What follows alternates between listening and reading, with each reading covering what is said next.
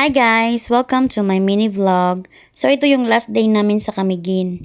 So yung pinagstayhan namin ay sa Mambahaw, Camiguin, which is ang sentro ng Camiguin. Tapos pabiyahe kami from Mambahaw to Binuni Port. Mga 20 to 30 minutes ang travel time. So yung itsura ko dyan, parang may lagnat, Skyflix na lang at Royal ang kulang. Tapos ferry ride na from Binuni to Balinguan Port. Hindi nga masyadong madaming pasahero nung time na to kaya madaming bakanting upuan kaya pwedeng mahiga.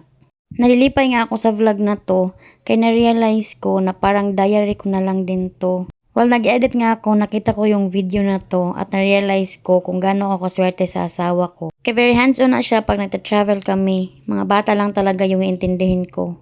Mga 9 AM na nga nang makarating kami ng Balinguan Port, kumain muna kami ng almusal bago bumiyahe papuntang Butuan. Hindi nga kami nag-bus kasi masusuka na naman ako.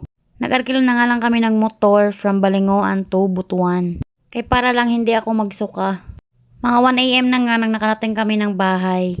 So yun lang guys. Thank you for watching my mini vlog.